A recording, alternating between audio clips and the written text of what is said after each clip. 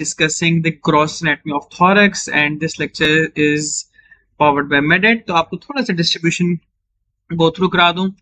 Overall part 1 के हमारे आपको ऐप के ऊपर जो क्वेश्चंस मिलेंगे पिछले 3-4 सालों के, उन क्वेश्चंस के अंदर आप देखेंगे कि ओवरऑल वेटेज और डिस्ट्रीब्यूशन किस तरह है क्वेश्चंस की। तो आप देख सकते हैं कि मोस्ट कॉमनली पैथो के क्वेश्चन सबसे ज्यादा आते हैं, but then anatomy, physiology, then comes the other subjects including pharmacology, biochemistry and others. Anatomy में इंडिकेट करता है जिस तरह के simply gross anatomy will be the one जिसमें से सबसे ज्यादा क्वेश्चंस आएंगे, और ग्रॉस एनाटॉमी में भी सबसे ज्यादा क्वेश्चन आते हैं न्यूरो और हेड एंड नेक में से, और बाकी सारे रीजन्स हैं उनमें से थोरैक्स एंड एब्डोमेन में सबसे ज्यादा question. So we left with thorax. Thorax के आज हम क्वेश्चन डिस्कस करेंगे। थोरैक्स के अंदर आपको जो टॉपिक्स जो ज्यादा इंपॉर्टेंट है, उसके अंदर आपको जो टॉपिक जो सबसे ज्यादा इंपॉर्टेंट है, अगर कोई एक टॉपिक थोरैक्स का पॉइंट आउट करना हो तो थोरैक्स में सर्कुलेशन, कोरोनरी सर्कुलेशन सबसे कॉमनली उसमें से सवाल आते हैं मीडियास्टम के उसे। तो अब मैं आपको मेडेट एप्लीकेशन पे ले चलें। अब आ जाते हैं थोरैक्स की तरफ, क्रॉस एनाटॉमी ऑफ थोरैक्स। इसमें आपको कौन से क्वेश्चंस आते हैं, किस तरह आते हैं। ऑस्टियो आप देख सकते हैं कि सबसे ज्यादा सवाल आपको हार्ट और रेस्पिरेटरी स्ट्रक्चर से आ रहे हैं, बाकी थोरेसिक वॉल उसके बाद नंबर आ रहा है, बाकी चीजों के कम है। मैं आपको क्विकली गो थ्रू कर देता हूं कि किस स्ट्रक्चर में से किस तरह के सवाल आते हैं। ऑस्टियोलॉजी, ऑस्टियोलॉजी में जो है आपका सबसे 2-3 क्वेश्चंस हैं जो आते हैं, बल्कि 2 तरह के क्वेश्चंस मैं कहना चाहता हूं। एक तो ना आप एक टेबल बना के रख लें कि रिब केज के जितने भी जॉइंट्स हैं, इस तरह sternoclavicular, sternocostal, first and second onwards, costochondral और रिब्स एंड वर्टिब्रा के दरमियान जो है उनके अंदर आपका joint of head of rib और जॉइंट ट्रांसवर्स और ट्यूबरकल, तो सारे जॉइंट्स की एक लिस्ट बनाएं, उसके आगे लिखें कि वो टाइप ऑफ जॉइंट क्या है, क्योंकि मेजॉरिटी ऑफ क्वेश्चन जो जॉइंट बोन के है ना जॉइंट के ऑस्टियोलॉजी में, वो यही है कि आपका स्टर्नोक्लेविकुलर प्राइमरी कार्टिलेजिनस जॉइंट इनमें से कौन सा है, मेनोब्रियोस्टर्नल जॉइंट की टाइप क्या है, ज़िफिस्टर्नल की जॉइंट की टाइप क्या है, सेनोवियल जॉइंट इनमें से कौन से वाला है, और बाकी बोन में से ट्रू रिब्स और फॉल्स रिब कौन सी हैं। और एक कॉमन क्वेश्चन है कि रिब का फ्रैक्चर पॉइंट सबसे कॉमनली क्या है। थोरेसिक वॉल पे आते हैं। थोरेसिक वॉल में जो सबसे कॉमनली क्वेश्चंस पूछे जाते हैं, muscles of respiration, quite inspiration, quite expiration, force inspiration, force expiration, उनके मसल्स। फिर उसके अलावा लेयर्स, आपको कोई भी एक लेयर पूछ के कहा जाएगा कि नीडल आप डाल रहे हैं इंटरनल ओब्लिक के बाद आप नेक्स्ट कौन सी लेयर आएगी, सॉरी इंटरनल इंटरकोस्टल के बाद नेक्स्ट कौन सी लेयर आएगी, या नर्व्स कौन सी 2 लेयर्स के दरमियान पड़े हैं, किस लेयर के बाद प्ल्यूरा आएगी, इस तरह। या और एक और सेट ऑफ क्वेश्चन जो आपसे आता है कि न्यूरोवास्कुलर बंडल कहाँ है, अपर रिब के अपर लेवल के साथ के लोअर लेवल के साथ, इंटरकोस्टल स्पेस के अपर एंड पे के लोअर एंड पे, इस तरह आपसे पूछा जाता है। फिर आता है डायफ्राम। ये इनमें से मेजरली सवाल जो आएंगे ना आपको, इसमें से रेस्पिरेशन और लेयर्स वाले आते हैं। डायफ्राम में से आपको 2 सबसे कॉमन क्वेश्चन जो है वो ओपनिंग्स का है। 3 बड़ी ओपनिंग्स हैं, उनके लेवल्स क्या हैं, 3 बड़ी ओपनिंग्स हैं, उनके कंटेंट्स हैं। मेजॉरिटी सवाल यहां से हैं, बाकी सवाल जो है वो आपको नर्व सप्लाई के हैं कि फ्रेनिक नर्व उसकी मोटर सप्लाई करती है। सेंसरी सप्लाई के सवाल कम आए हैं, और सबसे कम सवाल अटैचमेंट के हैं लेकिन आए हैं पिछले साल। मीडियास्टम, मीडियास्टम में आपको सबसे दी मोस्ट कॉमन क्वेश्चन जो है वो है ट्रांसवर्सस थोरेसिस प्लेन का, कि T4 T5 के लेवल पे क्या क्या चीजें हैं। ट्रेकिया की बाइफर्केशन हो रही है, आर्च ऑफ एओर्टा का स्टार्टिंग एंडिंग पॉइंट है, डिसेंडिंग एओर्टा का स्टार्टिंग पॉइंट है, and there is a long list जो कि हम डिस्कस कर सकते हैं बाद में। और दूसरी बात आपका ये होता है कि कौन से मीडियास्टम में कौन से कंटेंट्स हैं, कि इनमें से ये वाली चीज सुपीरियर मीडियास्टम में ऑप्शंस में से कौन सी वाली चीज पड़ी है, इंफीरियर मीडियास्टम में इन ऑप्शंस में कौन सी वाली चीज पड़ी है। और ये वाला आता है इसमें से सवाल। रिस्पिरेटरी स्ट्रक्चर, बहुत सवाल आते हैं इसमें से, इनको कुछ कैटेगरीज में डिफाइन करते हैं। पहली category lung root relations, very big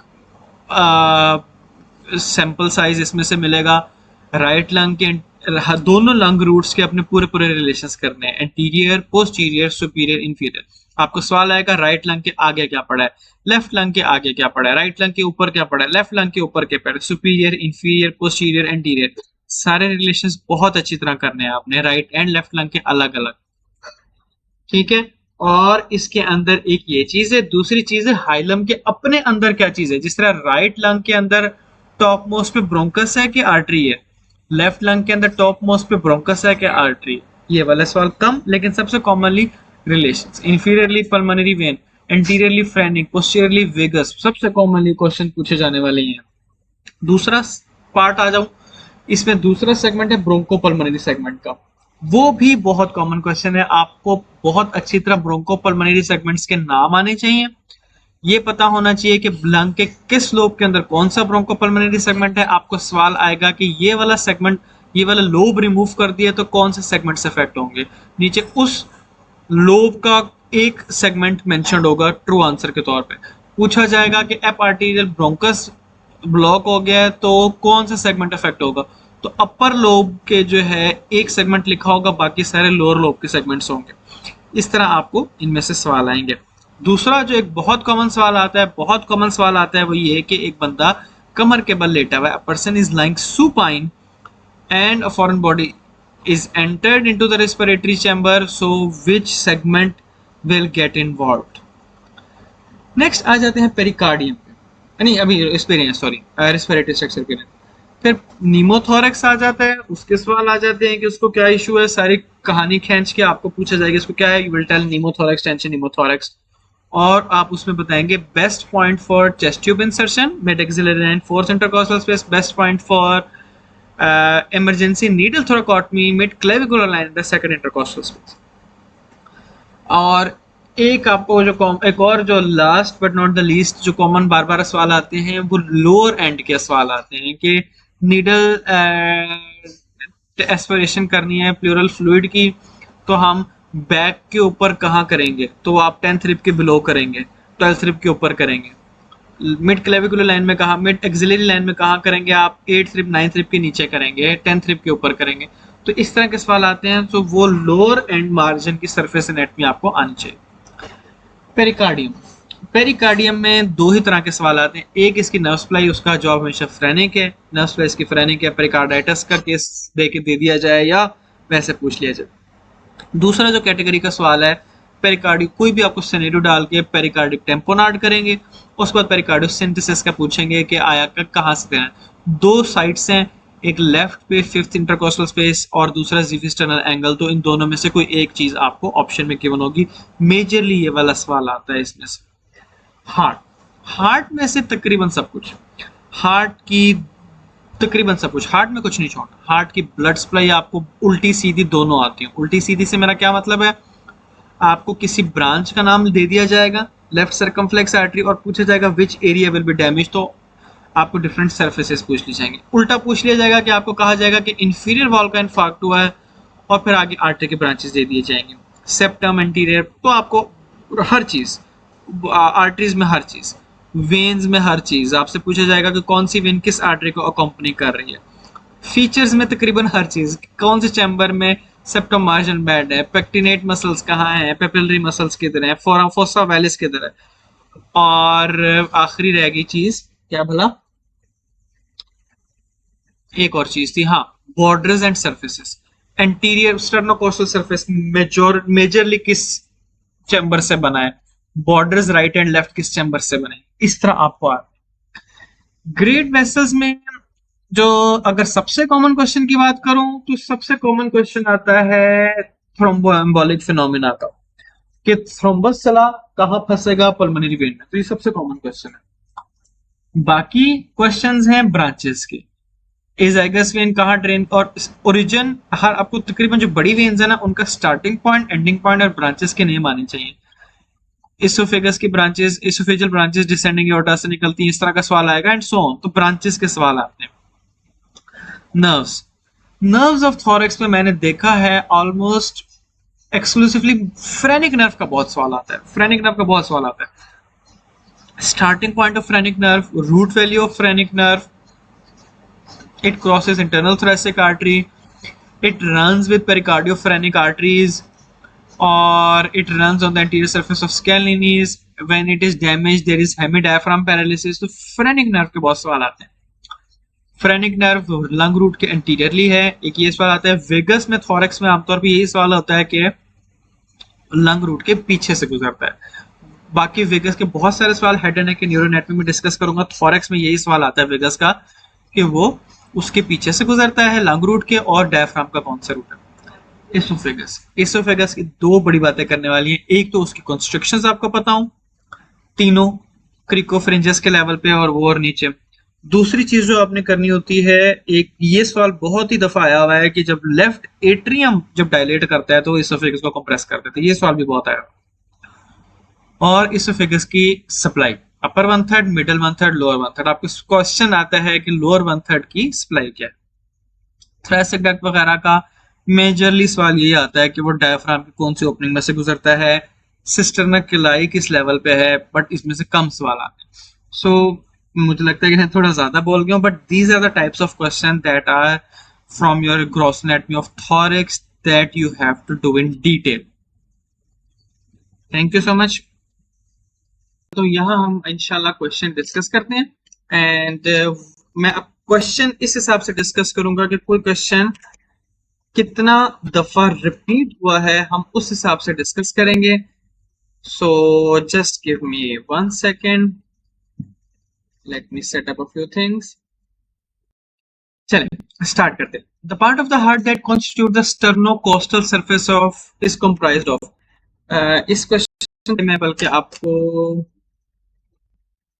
इस क्वेश्चन से हम स्टार्ट करते हैं. जो सबसे ज्यादा कॉमनली क्वेश्चन आया है हम वहां से लेके चलेंगे इंशाल्लाह. चलिए जी, let us start with question 21 है. अच्छा, ये क्वेश्चन जो है सिर्फ पिछले 3 सालों में तकरीबन 50 दफा आ चुका है ये क्वेश्चन, या इसके थोड़े बहुत वेरिएंट्स. तो coronary circulation, which artery supplies the posterior 1/3 ऑफ इंटरवेंट्रिकुलर सेप्टम. तो पोस्टीरियर 1/3 ऑफ द इंटरवेंट्रिकुलर सेप्टम के लिए कौन सा आर्टरी है? पोस्टीरियर इंटरवेंट्रिकुलर आर्टरी है. यहाँ वो ऑप्शन नहीं है. तो पोस्टीरियर इंटरवेंट्रिकुलर के ऑप्शन नहीं है, तो फिर हम देखेंगे कि वो ओरिजिनेट किससे करी है. That is the right coronary artery. So that will be the right answer. अभी बहुत सारे क्वेश्चंस आएंगे, सो वो करने के बजाय मैं आपसे पहले क्विकली डिस्कस कर जाता हूं कोरोनरी सर्कुलेशन राइट हियर. अच्छा, कोरोनरी सर्कुलेशन की अगर बात की जाए तो आपको कौन कौन से आपके राइट कोरोनरी आर्टरी है, लेफ्ट कोरोनरी आर्टरी है, एटलीस्ट आपको उनकी मेजर ब्रांचेस का पता होना चाहिए, और कौन से सरफेसेस को सप्लाई कर रही है. सो ये आगे की सरफेस है, एंटीरियर सरफेस है जो इस सारी पिक्चर में नजर आ रहा है, और ये जो सारी है this will be the posterior surface जो आपको यहाँ नजर आ रहा है पीछे. चलिए यहाँ हम बात कर रहे थे कोरोनरी सर्कुलेशन की. राइट कोरोनरी आर्टरी किसको सप्लाई करती है? एंटीरियर एस्पेक्ट को. इसमें से छोटी ब्रांचेस में कोनस आर्टरी है, एंटीरियर वेंट्रिकुलर, पर मेजर ये ब्रांच आपने याद रखनी है मार्जिनल आर्टरी. एंटीरियर सरफेस और इंफीरियर सरफेस के मार्जिन पे एट्रिया को पूरे को सप्लाई करती है. पीछे घूम के जाएं तो ये पीछे जाके right coronary artery converts into this posterior interventricular artery या पोस्टीरियर डिसेंडिंग आर्टरी. सो ये राइट कोरोनरी आर्टरी है, ये इसकी सप्लाई है जहां से हमारा एमसीक्यू का आंसर भी निकलता है. ठीक है, बाकी क्विकली देखते चले जाएं और कौन कौन सी आर्टरी है. यही जो पोस्टीरियर इंटरवेंट्रिकुलर आर्टरी है यही एवी नोड को सप्लाई करती है. अच्छा, पोस्टीरियर इंटरवेंट्रिकुलर आर्टरी के बारे में एक बड़ा इंटरेस्टिंग फिनोमेना है कि 95% ऑफ द केसेस के अंदर ये राइट कोरोनरी आर्टरी से निकलती है. सो that is called right dominant heart. In 5% of the cases जहां वो लेफ्ट कोरोनरी आर्टरी से निकलती है, लेफ्ट सर्कमफ्लेक्स आर्टरी से निकलती है, that is called left dominant heart. Right coronary artery में आपने ये चीज देख ली, anterior surface, marginal artery, posterior interventricular artery, AV node. बस तीन बातें फिलहाल के लिए याद रखें. लेफ्ट कोरोनरी आर्टरी में ये नीचे वाली ब्रांच जो है इंटरवेंट्रिकुलर आर्टरी, ये जो पीछे की तरफ जाने वाली ब्रांच सर्कमफ्लेक्स आर्टरी, तो आगे वाली ब्रांच है इंटरवेंट्रिकुलर आर्टरी, इसने एंटीरियर 2/3 ऑफ इंटरवेंट्रिकुलर सेप्टम को सप्लाई करना है. और जो पीछे की तरफ जा रहा है इसने लेटरल सरफेस को मेजरली और पीछे की तरफ जाना है, और ये सप्लाई के एरियाज हो गए. तो अगर इनको देखा जाए तो right coronary artery right ventricle को सप्लाई कर रही है, सिवाय आगे इंटरवेंट्रिकुलर ग्रूव के साथ वाले, क्योंकि वो एंटीरियर डिसेंडिंग से सप्लाई हो रहा था. लेफ्ट वेंट्रिकल के उस छोटे से पार्ट को सप्लाई करेगा जो पोस्टीरियर इंटरवेंट्रिकुलर ग्रूव के साथ था। Septum posterior one third, right atrium पूरे को, थोड़े से लेफ्ट एट्रियम को, और 60% ऑफ द केसेस के अंदर SA नोड को भी। Left coronary artery left ventricle को मेजरली सप्लाई करेगी सिवाय उस पार्ट के जो कि पोस्टीरियर इंटरवेंट्रिकुलर ग्रूव के साथ होगा। राइट वेंट्रिकल को सिर्फ उस पार्ट को सप्लाई करेगी जो एंटीरियर इंटरवेंट्रिकुलर ग्रूव के साथ होगा। Septum anterior to third. आगे आ जाते हैं बंडल ब्रांचेस। राइट, ये उल्टे हैं, right coronary artery left bundle branch को सप्लाई करती है, लेफ्ट कोरोनरी आर्टरी बड़ी है, दो ब्रांचेस हैं तो वो दोनों को सप्लाई करती है, right and left bundle branches को। ठीक है, तो ये कोरोनरी आर्टरी की बात होगी। चल अब हम अपने क्वेश्चन पे वापस आते हैं। Which artery supplies the posterior one third of interventricular septum? Preferred answer would have been posterior interventricular artery, और जिसका आपको अल्टरनेट नेम जो है उसका पोस्टीरियर डिसेंडिंग आर्टरी भी कहा जाता है। तो that would have been a preferred answer, but वो ऑप्शन नहीं है। तो नेक्स्ट बेटर ऑप्शन क्या है कि वो ओरिज ब्रांच किसकी है, right coronary artery, that will be the right answer. इसके बहुत वेरिएंट्स मिलेंगे। मैं एग्जैक्ट एक क्वेश्चन करने के अलावा मैं आपको बता दूं, यही क्वेश्चन आपको इस तरह आ जाएगा कि एंटीरियर टू थर्ड को कौन सप्लाई कर रहा है, यही क्वेश्चन इस तरह आ जाएगा कि एवी नोड को कौन सी आर्टरी सप्लाई कर रही है, यही क्वेश्चन आपको आ जाएगा कि लेटरल लेफ्ट सरफेस को कौन सी एरिया सप्लाई कर रहा है, and the thing goes on. चलिए नेक्स्ट आते हैं इस क्वेश्चन पे। ये क्वेश्चन रफली 30 टाइम्स रिपीट हो चुका है पास पेपर्स में, 35 टाइम्स रिपीट सिर्फ पिछले 2-3 सालों में। In which artery is involved in a patient with localized circumferential lateral wall myocardial infarction? Lateral wall circumferential, तो नाम से ही एक आइडिया हो रहा है कि ये वाली जो आर्टरी थी ना जो घूम के जा रही थी, लेटरल सर्कमफ्लेक्स आर्टरी, ये इन्वॉल्व होगी क्योंकि लेटरल लेफ्ट वॉल को यही सप्लाई कर रहा है। तो answer will be left circumflex artery. ठीक, नेक्स्ट चलते हैं। ये क्वेश्चन जो है, ये क्वेश्चन भी तकरीबन 34-35 दफा आ चुका है सिर्फ पिछले 5-6 सालों में। इंस्पिरेशन, अच्छा रेस्पिरेटरी ट्रैक के अंदर आपको muscles of inspiration and muscle of expiration के क्वेश्चंस काफी आते हैं। पहले आपको आगे जाने से पहले इसको हम डिस्कस कर लें, फिर आगे चलते हैं। Let me set it up. Respiratory system, okay,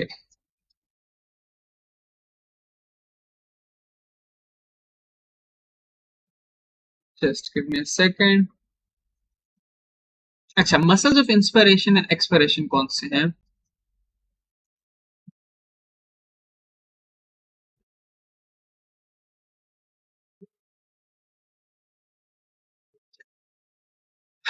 अच्छा, इंस्पिरेशन और एक्सपिरेशन की बात क्या की जाती है जब आप क्वाइट इंस्पिरेशन की बात की जाए, जब तक आपको फोर्स इंस्पिरेशन का नाम लिखा जाए, so just consider diaphragm. This is the one की मसल जो कि इंस्पिरेशन में हेल्प आउट करता है। The most important muscle diaphragm, vertical diameter नीचे की तरफ बढ़ाता है। अच्छा, एक्सपिरेशन के अंदर पैसिव रिकॉइल, इंस्पिरेशन के अंदर डायफ्राम के साथ इंटरकोस्टल मसल शामिल करते हैं। हैंडल मूवमेंट्स आपसे नहीं पूछे जाते, ना पंगे में पड़े। अच्छा, इसके अंदर इंटरकोस्टल्स आ गए वो। अब इंटरनल इंटरकोस्टल और एक्सटर्नल इंटरकोस्टल की कंफ्यूजन क्रिएट होती है। एक्सटर्नल जो है वो इंस्पिरेशन में हेल्प आउट करता है, इंटरनल जो है वो एक्सपिरेशन में हेल्प आउट करता है, वरना technically speaking both help in both. अब आते हैं forced inspiration and forced expiration के अंदर। फोर्स इंस्पिरेशन में हर वो मसल शामिल होगा जो रिब्स को उठाता है, तो वो नेक के स्केलिनीस मसल आ जाएंगे, स्केलिनीस एंटीरियर, मीडियस, पोस्टीरियर जो कि रिब्स को उठाते हैं। स्टेर्नोक्लीडोमास्टॉइड आ जाएगा और सिरेटस एंटीरियर मसल्स भी आ जाएंगे। पेक माइनर भी ऊपर से नीचे स्कैपुला से आ रहा है, तो ये सारे मसल रिब को उठाने वाले। फोर्स एक्सपिरेशन में वो सारे मसल्स आ जाएंगे जो कि या तो रिब्स को दबाते हैं या एब्डोमिनल कैविटी को दबाते हैं, जिनकी वजह से विसरा डायफ्राम को ऊपर पुश कर देता है। तो मसल्स ऑफ एब्डोमिनल वॉल, जिसके अंदर आपका एक्सटर्नल, इंटरनल, ट्रांसवर्स एब्डोमिनस आ जाएंगे, ये सारी चीजें। और नीचे रिब्स को नीचे खींचने वाले मसल, जिनके अंदर क्वाड्रेटस लंबोरम, और ये मसल भी काफी इंपॉर्टेंट होता है, लेटिसिमस डोर्साई।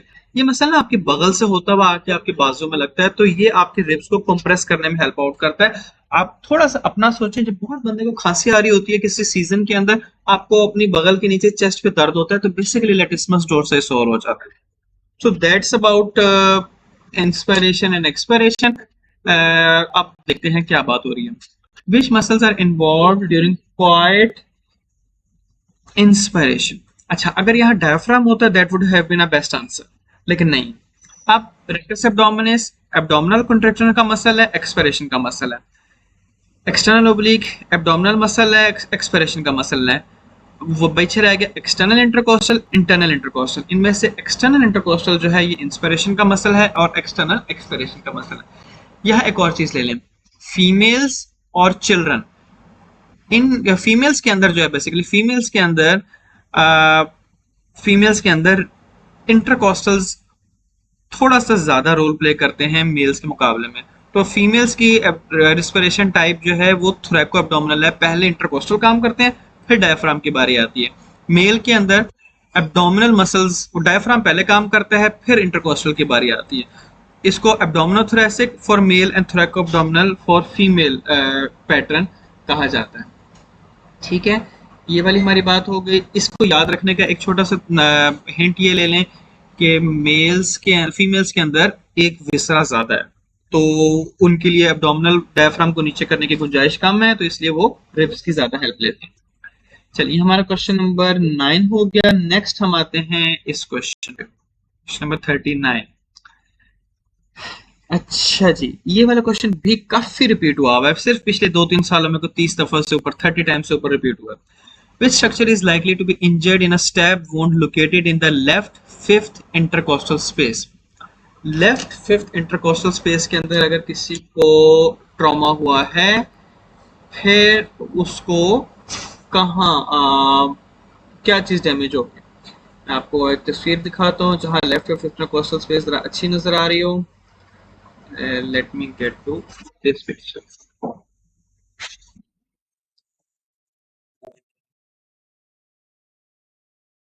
ये लीजिए। अच्छा, अब लेफ्ट फिफ्थ इंटरकोस्टल स्पेस में अब यहाँ आ गए। अब ऑप्शंस के अंदर जो है एओर्टा है, वेना केवा है, ब्रोंकस, प्लूरा, पेरिकार्डियम। आपका मसला ये आसान हो गया। यहाँ इस जगह पे आ गया left fifth intercostal space, we are above the heart. तो पहले पेरिकार्डियम इंजर होगा, फिर हार्ट इंजर होगा, और हार्ट का भी जो चैम्बर की बात करेंगे तो वो राइट वेंट्रिकल ज्यादा इंपॉर्टेंट है यहाँ डैमेज होने के लिए, क्योंकि वो सामने है। So pericardium will be the right answer, क्योंकि ना एओर्टा है। एओर्टा करने के लिए आपको एटलीस्ट ये देखिए सेकंड इंटरकोस्टल स्पेस या ऊपर, उससे भी ऊपर जाना पड़ेगा जुगुलर नॉच के अंदर। और ऑप्शंस कौन कौन सी थी? और ऑप्शंस के अंदर हमारा एओर्टा था, वेना केवा के लिए डायफ्राम से नीचे जाना पड़ेगा, ब्रोंकस और वो भी हार्ट आगे पड़ा, तो pericardium will be the right answer. ये क्वेश्चन काफी कॉमनली आता है। इसी से रिलेटेड एक मिलता जुलता क्वेश्चन ये आता है कि ना इस जगह पे राइट फोर्थ इंटरकोस्टल स्पेस के अंदर इंजरी हो गई, तो हार्ट का कौन सा बॉर्डर डैमेज हुआ, या यहाँ डैमेज हुआ तो हार्ट का कौन सा बॉर्डर डैमेज हुआ, हार्ट का कौन सा चैम्बर डैमेज हुआ। ये भी बहुत कॉमन क्वेश्चन है, right border of the heart या राइट एट्रियम डैमेज हुआ। ये भी काफी कॉमन क्वेश्चन आता है ये। चलिए जी, नेक्स्ट क्वेश्चन पे चलते हैं।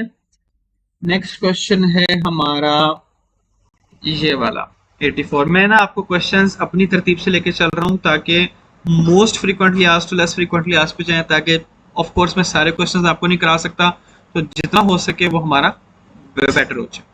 अच्छा, ये interesting question, which is the primary blood supply to the interventricular septum. अब इंटरवेंट्रिकुलर सेप्टम में इसने जिक्र नहीं किया कि इंटीरियर इंटरवेंट्रिकुलर सेप्टम या पोस्टीरियर इंटरवेंट्रिकुलर सेप्टम, ठीक है, तो उसने जिक्र नहीं किया। तो जब ये जिक्र नहीं किया तो आपने अब देखना है कि आपने anterior interventricular artery is also right answer, posterior interventricular artery is also right answer. अब आपने क्या पिक करना है? अब उसने पूछा है प्राइमरी ब्लड सप्लाई, तो प्राइमरी ब्लड सप्लाई जो है उसमें होगा कि ज्यादा कौन सप्लाई करता है। कौन सा कर रहा था? एंटीरियर वाला जो है वो 2/3 सप्लाई कर रहा था, और पोस्टीरियर वाला जो है वो 1/3 सप्लाई कर रहा था। सो that will be the right answer. ठीक है, सॉरी।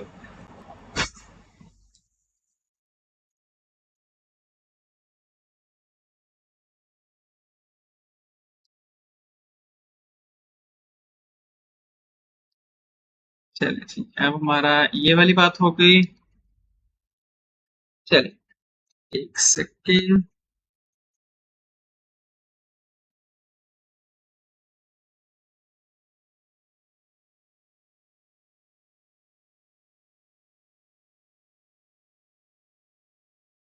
चलिए, अगले क्वेश्चन पे चलते हैं।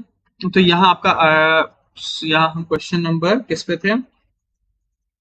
84 पे, तो आपका ये क्वेश्चन ठीक बनेगा एंटीरियर इंटरवेंट्रिकुलर आर्टरी, क्योंकि 2/3 को ये सप्लाई कर रहा है।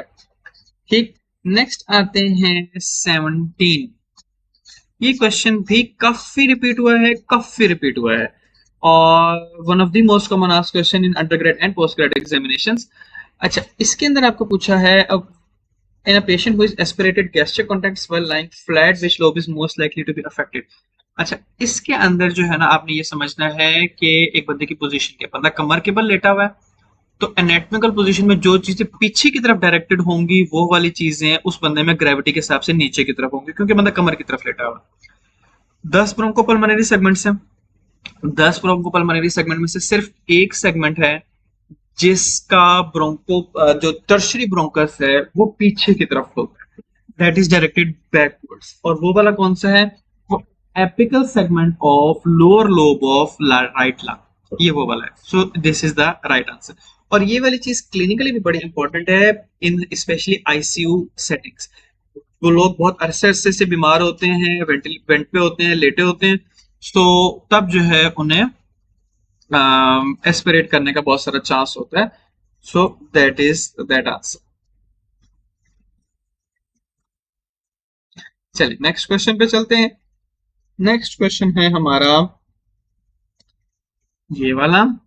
ये क्वेश्चन जो है रफली पिछले 3 सालों में 20 से ज्यादा दफा हुआ है।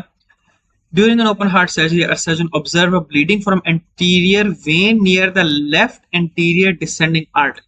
Yes, ये अब आप वेन पूछ लिया है। अब ये जो क्वेश्चन है ना, ये किस सेंस में गलत होता है कि आर्टरीज बहुत जोश खरोश से की जाती हैं, वेन्स कई दफा भुला दी जाती हैं।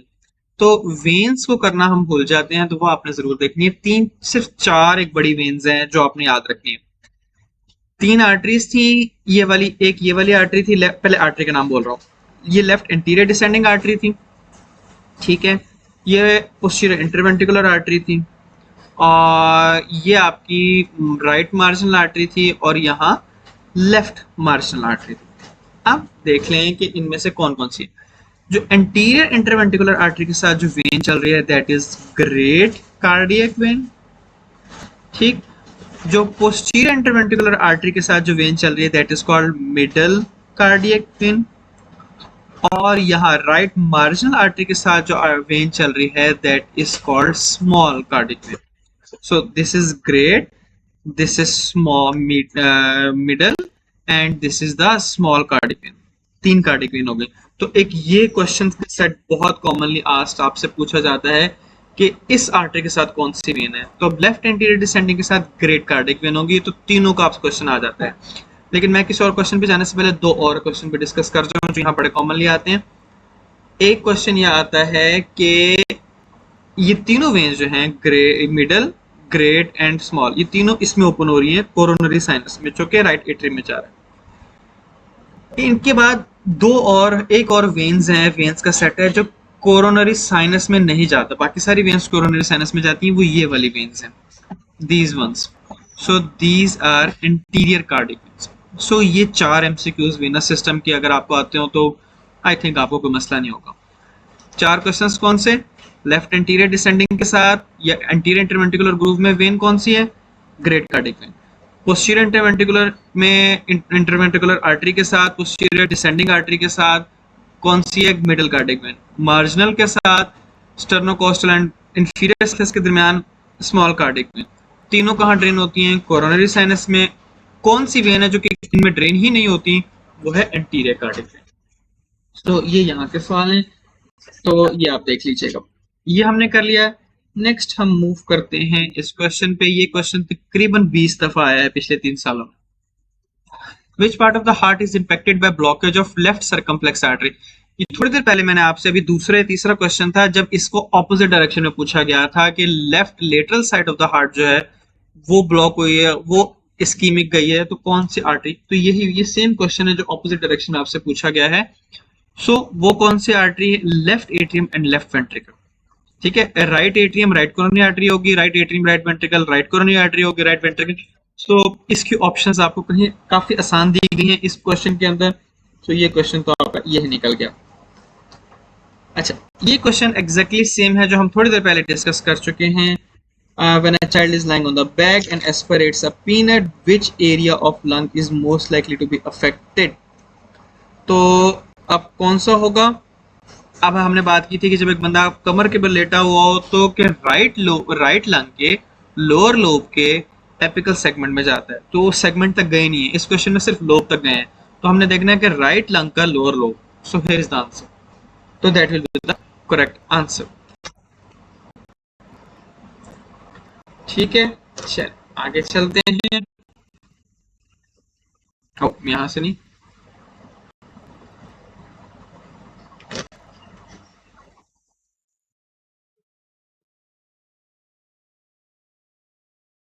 चल अगला क्वेश्चन हमारा क्या है?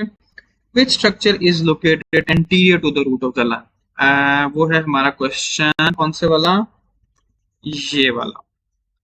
Which structure is located anterior to the root of the lung? पहले मैं आपको ये ना क्वेश्चन, आप सिर्फ इस जो भी मैं आपको क्वेश्चन कर रहा हूँ आप क्वेश्चन बना लीजिए, उसके इर्द गिर्द के क्वेश्चन जरूर हल कर लिया करें, क्योंकि तो अगर आपको ये क्वेश्चन है ना, ये पास पेपर में रिपीटेड क्वेश्चन है। अब इसका मतलब है अगर अगली दफा आएगा ना तो जरूरी नहीं कि एग्जैक्टली ये क्वेश्चन है, अगली दफा आपसे पूछ लिया located posterior to the lung, located superior to the lung, located inferior to the lung. तो वो हम फिर अभी देख लेते हैं। Let me get to the pictures. हम आते हैं इन पिक्चर्स पे।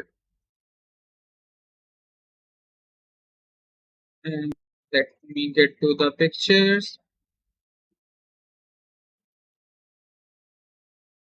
जी, अब आपसे सवाल पूछा गया है कि हमारा सवाल ये था कि रूट ऑफ द लंग के एंटीरियरली क्या पड़ा हुआ है। अब आपसे ये सवाल राइट लंग के बारे में भी पूछा जा सकता है, लेफ्ट लंग के भी पूछा जा सकता है, लेकिन इन्होंने नहीं पूछा, इन्होंने simply root of the lung पूछा।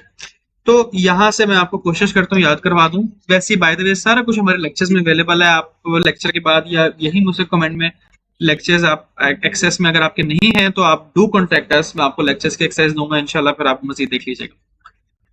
अच्छा, अब ये राइट लंग है, ये हम राइट लंग को ये राइट लंग है, ये हम राइट चेस्ट को राइट साइड पे खड़े होकर देख रहे हैं लंग रिमूव करके, और यहाँ उसी लंग को देख रहे हैं। एक ही चीज है, आप दो तरफ से देख रहे हैं। और ये लेफ्ट साइड है। पहले हम दो तीन चीजें देखते हैं जो कॉमन है दोनों साइड। जो आगे से गुजरने वाली नर्व है, यहां से आगे से हमेशा ये वाली नर्व गुजर रही होती है फ्रेनिक, और फ्रेनिक के साथ इन्हीं नामों की आर्टरीज, पेरिकार्डियोफ्रेनिक आर्टरी, पेरिकार्डियोफ्रेनिक वेन। और पीछे से जो नर्व गुजर रही है ये वाली, दिस इज वेगस। सबसे ज्यादा पूछे जाने वाला सवाल यही है, और ये राइट और लेफ्ट लंग के अंदर कॉमन है। देखें, यहां से आगे फ्रेनिक गुजर रही है और यहां से पीछे से जो है ये वेगस गुजर रही है। ये कॉमन सवाल है, ठीक है। ये आपको आई थिंक आपका एमसीक्यू भी सॉल्व हो गया, और ये भी देख लें। नीचे की तरफ इंफीरियर में पल्मोनरी लिगामेंट, राइट लंग में भी ऐसी है, लेफ्ट लंग में भी ऐसी है। ये प्लूरा का एक फोल्ड है जो कि नीचे की तरफ जा रहा है। तीन चीजें हो गई। आखिरी चीज ऊपर, अब स्पेशल चीजें, ऊपर से गुजरने वाली चीज दोनों में डिफरेंट है, और पीछे से भी गुजरने वाली एक एक चीज डिफरेंट है। ऊपर से गुजरने के लिए राइट लंग के अंदर वेगस एजाइगस वेन है, और लेफ्ट लंग के ऊपर से गुजरने वाली एओर्टा है, ठीक है। और आखिरी पीछे से गुजरने वाला ये डिसेंडिंग एओर्टा है, बाय द वे ऊपर आर्च ऑफ एओर्टा था, और यहां पीछे से गुजरने वाला इसोफेगस एंड एजाइगस वेन्स। तो मैं क्विकली रिवाइज करता हूं। अब रूट ऑफ द लंग के आगे से phrenic nerve arteries, pericardiophrenic artery vein, पीछे से इसोफेगस एंड एजाइगस, और वेगस नर्व मोस्ट इंपॉर्टेंट, ऊपर एजाइगस वेन, नीचे पल्मोनरी लिगामेंट। यहां देखें तो आगे फ्रेनिक, पीछे वेगस प्लस डिसेंडिंग एओर्टा, ऊपर आर्च ऑफ एओर्टा, और नीचे pulmonary ligament. So I hope so अगर इन लाइन पे कोई भी क्वेश्चन आएगा तो you will be able to solve that इंशाल्लाह। तो अब ये वाला क्या क्वेश्चन है? Which of the structure is located to the anterior to the root of the lung? तो यहाँ फ्रेनिक है, वेगस है, इसोफेगस है, रिकरेंट लैरेंजियल है, ब्रेकियोसेफालिक। तो phrenic will be the right answer. Vagus, oesophagus, ये दोनों चीजें पीछे की हैं। Recurrent laryngeal root of lung तक पहुंचता ही नहीं, ब्रेकियोसेफालिक रूट ऑफ लंग तक पहुंचता ही नहीं। नेक्स्ट क्वेश्चन पे चलते हैं। ये क्वेश्चन तकरीबन 15 दफा रिपीट हो चुका हुआ है। नेक्स्ट क्वेश्चन पे चलते हैं। ये क्वेश्चन भी तकरीबन 15 दफा रिपीट हो चुका हुआ है। Which structure are likely to be compressed together with the aorta at the diaphragm's aortic opening? So यहाँ आपका एक नेक्स्ट सेट ऑफ क्वेश्चन आ गया जो कि आपने बहुत अच्छी तरह करना है कि भाई डायाफ्राम में से कौन कौन सी चीजें गुजरती हैं। डायाफ्राम की एक तो आपको नर्व सप्लाई बहुत अच्छी आनी चाहिए, और डायाफ्राम की जो दूसरी चीज बहुत अच्छी आनी चाहिए कि डायाफ्राम के कौन से 3 मेजर ओपनिंग्स हैं। आइडियली आपको बाकी ओपनिंग्स का भी पता होना चाहिए, लेकिन मेजर ओपनिंग कौन सी हैं और उन 3 मेजर ओपनिंग्स का लेवल क्या है, और उन 3 मेजर ओपनिंग्स के अंदर से गुजरता क्या क्या है। तो उसके लिए हम आते हैं इस पिक्चर के ऊपर। तो 3 ओपनिंग्स हैं। पहली ओपनिंग जो है ना वो है ये वाली, ये जो बिल्कुल पीछे की तरफ नजर आ रही है, ये सबसे बिलो ओपनिंग है। ये है थोरेसिक वर्टिब्रा नंबर 12 के लेवल पे। इसमें aorta, azygos vein and thoracic duct है। बाय द वे आपका एमसीक्यू सॉल्व हो गया। तो अब उसने पूछा था कि एओर्टिक ओपनिंग में अगर साथ क्या होगा, तो इसके साथ एज़ाइगस एंड थोरेसिक डक्ट होनी चाहिए। तो हमने वो ऑप्शन ढूंढनी है जिसमें एज़ाइगस एंड थोरेसिक डक्ट होगी, that is this option.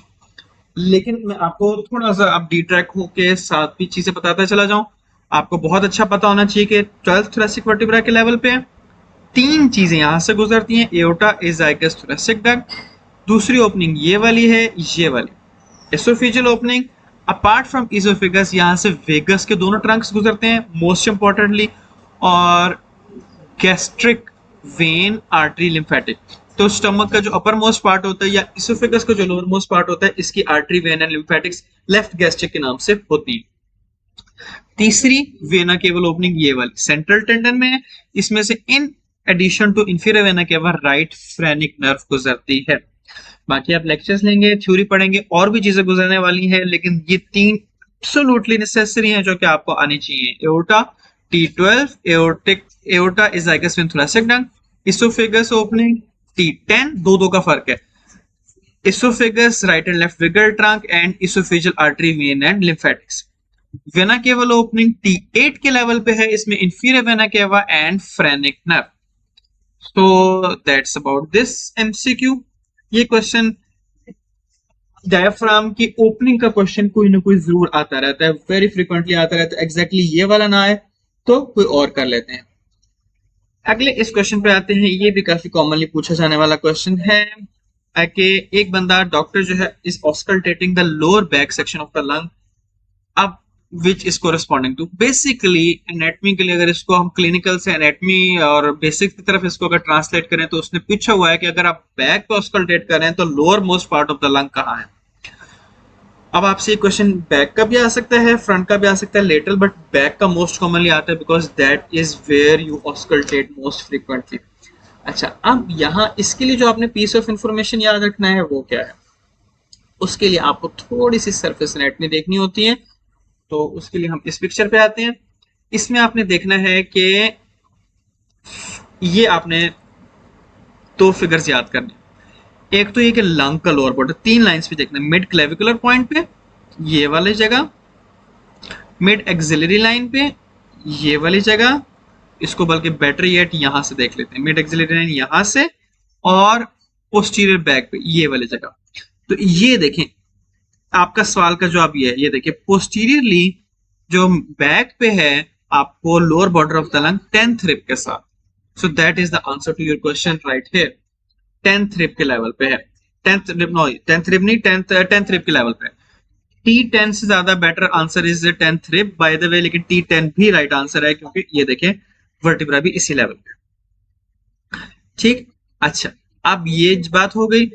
Mid axillary level पे देखें, ये देखिए ये 8th रिब लग रही है, ये 8th रिब, ठीक है, और यहां ये 6th लग रही है।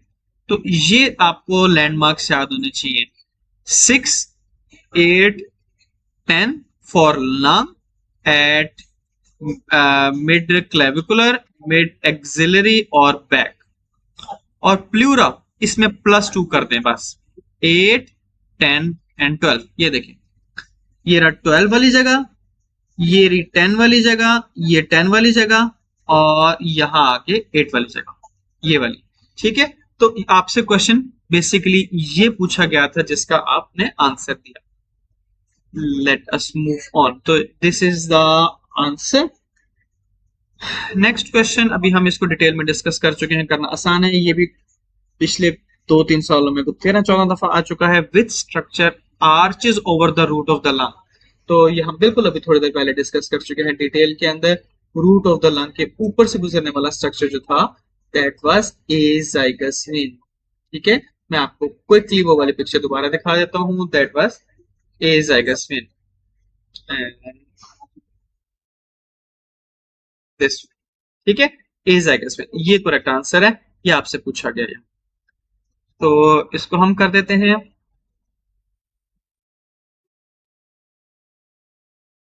ठीक है, आगे चलें।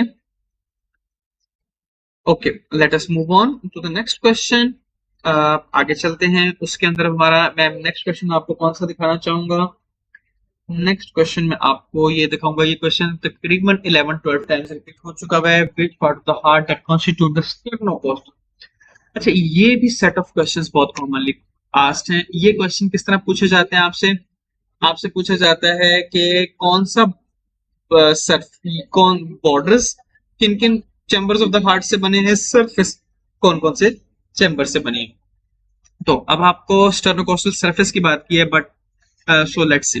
तो सामने की तरफ से देखें तो ये स्टर्नोकोस्टल सरफेस है, ये right atrium plus right ventricle plus left ventricle और प्लस लेफ्ट ऑरिकल से मिलकर बना है। सबसे बड़ा एरिया किसका है, ये सबसे बड़ा एरिया राइट वेंट्रिकल का है। So here is the answer to your question. The part of the heart that constitute the sternocostal surface is the right ventricle. So that is the right answer. अगर आपसे कई दफा combination का भी सवाल आ जाता है कि उसमें रादर देन आपसे प्राइमरीली पूछने के बजाय इनकी कॉम्बिनेशन पूछ ली जाएगी। ठीक है, इसी तरह आपको बैक के ऊपर देखा जाए, ये आपकी बेस और पोस्टीरियर सरफेस है, ये मेजरली लेफ्ट एट्रियम से बनी है और माइनरली ये राइट एट्रियम से बनी है।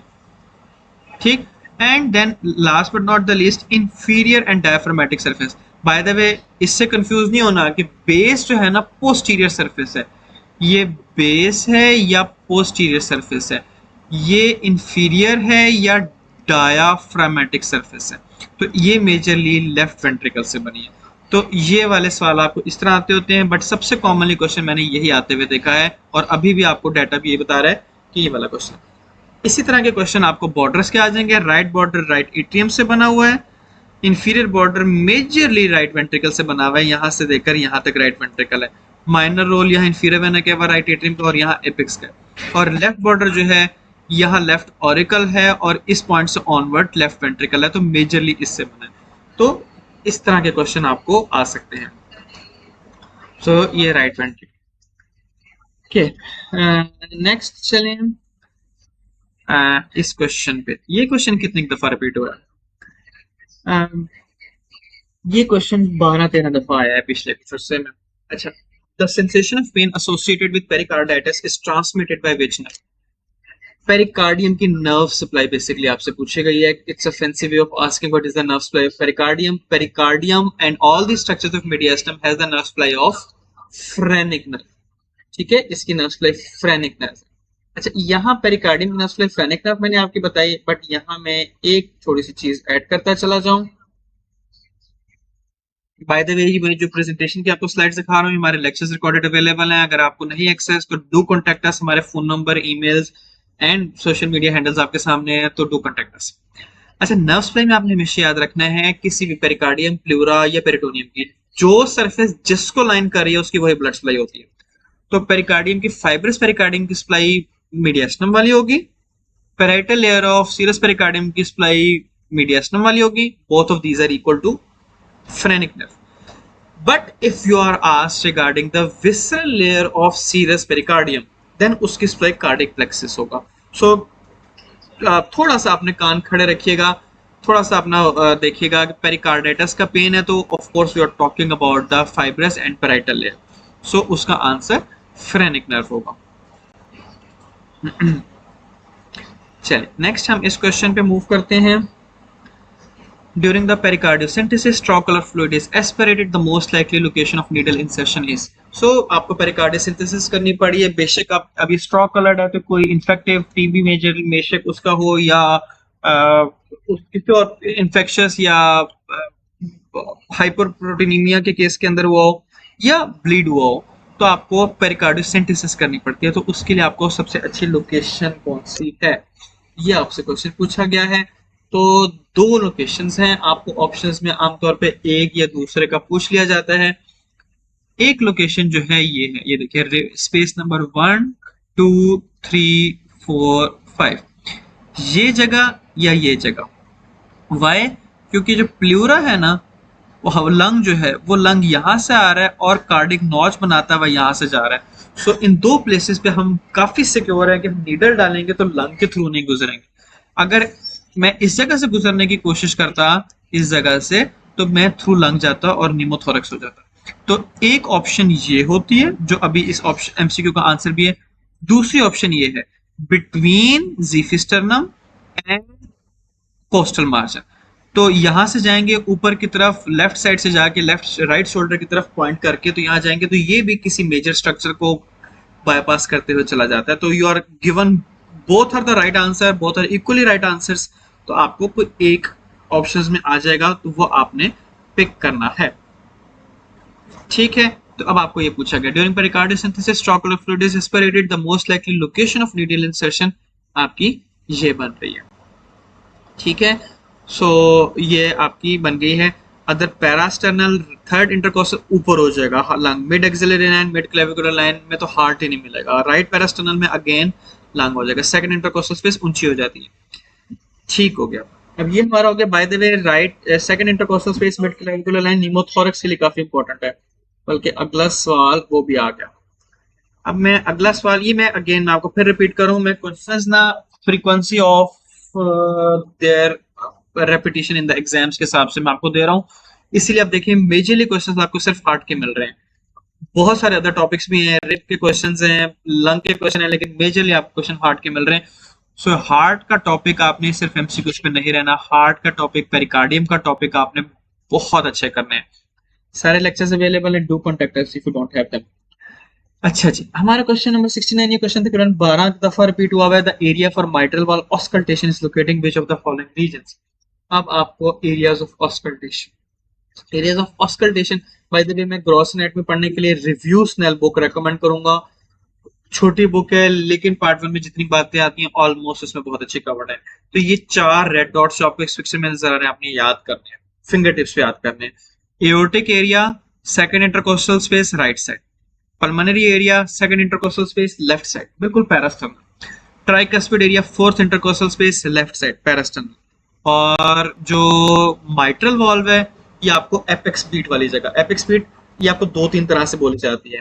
एपेक्स बीट का लफ्ज लिख दिया जाता है 9 सेंटीमीटर फ्रॉम मिडलाइन लिख दिया जाता है जैसा स्नेल लिखता है, just medial to the nipple लिख दिया जाता है, या just medial to the mid clavicular line लिख दिया जाता है, या एट मिड क्लेविकुलर लाइन लिख दिया जाता है। ठीक है, तो इन जगहों से आपने, मैं रिपीट कर देता हूँ, 9 सेंटीमीटर फ्रॉम मिडलाइन का क्वेश्चन आ जाएगा, मीडियल टू द निपल आ जाएगा, medial to the mid clavicular line या एट मिड क्लेविकुलर लाइन आ जाएगा। In any case all of these are in the fifth intercostal space. ठीक है, aortic second right, pulmonary second left, tricuspid fourth left, mitral fifth left, और fifth left के अंदर आपका mid clavicular line वाली जगह आ गई। सो अब देखिए आप क्वेश्चन में कौन सी ऑप्शंस दी गई हैं। Left fourth intercostal space lateral to sternum नहीं, ये ट्राइकस्पिड का area. Left mid axillary line fifth intercostal space looks right, आगे देखते हैं। सॉरी मिड एक्सिलरी गलत है, mid clavicular is the right answer, mid axillary तो आगे चला जाएगा। Left second intercostal space pulmonary, right second intercostal space aortic. So ये आपका राइट आंसर आ जाएगा। तो आपको ऑस्कल्टेशन में कोई भी आपको आए तो आपने इंशाल्लाह उसको करना है। नेक्स्ट क्वेश्चन आपका ये वाला, हार्ट आपकी जान नहीं छोड़ेगा। What is the blood supply, ये भी क्वेश्चन को 12-13 दफा आ चुका है। What is the blood supply to the AV node. अब आपको दोनों नोड्स की ब्लड सप्लाई आनी चाहिए, एवी नोड और एसए नोड। अच्छा, एवी नोड की ब्लड सप्लाई हमेशा वही होगी posterior interventricular artery. So ideal answer will be posterior interventricular artery, but वो ऑप्शन नहीं दी गई। फिर आप देखेंगे कि पोस्टीरियर इंटरवेंट्रिकुलर आर्टरी खुद किसकी ब्रांच है, then right coronary artery, so that will be the right answer. यहाँ मैं एक और आपसे बात डिस्कस करता चला जाऊं कि जब भी इस तरह की सिचुएशन हो कि आपको दो ऑप्शंस करेक्ट आ रहे हो, लेट्स से कि यहाँ यहाँ दोनों ऑप्शंस आ जाते, पोस्टीरियर इंटरवेंट्रिकुलर आर्टरी भी आ जाता और राइट कोरोनरी आर्टरी भी आ जाता, ऐसी सिचुएशन कई दफा क्रिएट होती है, then what do you pick? You pick the answer that is nearest to the target. AV node किससे नियरेस्ट कौन है? पोस्टीरियर इंटरवेंट्रिकुलर आर्टरी, ठीक है, डाउन द चेन वो आ रहा है, so you pick that answer. Okay, next आपका, मैं इस क्वेश्चन पे आता हूँ। ये क्वेश्चन भी कोई 11-12 दफा रिपीट हो चुका हुआ है, वरना ये 140 क्वेश्चन है, मैं सारे नहीं कर पाऊंगा, बट मैं आपके साथ बैठा हूँ, मैं let's say half an hour इसको मजीद करते हैं, फिर आपने भी कोई क्वेश्चंस करने होंगे, वो will discuss it to and fro इंशाल्लाह। पेशेंट, बाय द वे, अगर आप साथ साथ खुद अटेम्प्ट करना चाह रहे हैं, आप चैट में अटेम्प्ट करते रहें, बंदा खुद इंगेज होता है तो बंदे को मजा आता है। अच्छा, patient with dysphagia presents with dysphagia, which structure dilatation exert the pressure in the esophagus and leads to swallowing difficulty? आप लेफ्ट एसोफेगस को कहां से कंप्रेशन हो सकती है?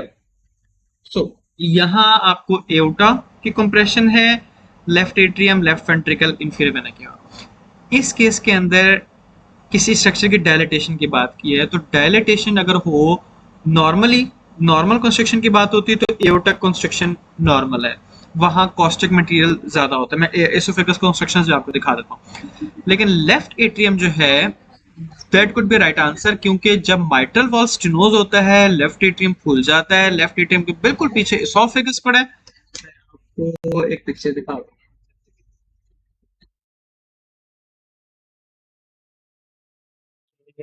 ये देखें, ये देखें, ये आप यहाँ लेफ्ट एट्रियम पड़ा होगा, यहाँ से हार्ट निकाला हुआ है, अगर ये फूला है तो इसके बिल्कुल पीछे एसोफेगस, ठीक है।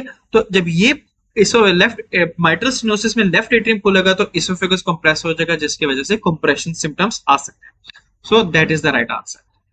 और मैं वैसे आपके साथ इसोफेगस कंस्ट्रक्शंस भी डिस्कस करता चला जाऊं, शायद आगे एमसीक्यू भी आ जाएगा।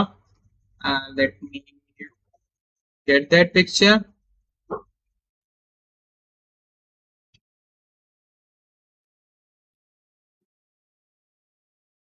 ये इसोफेगस की तीन कंस्ट्रक्शंस आपने याद रखनी है।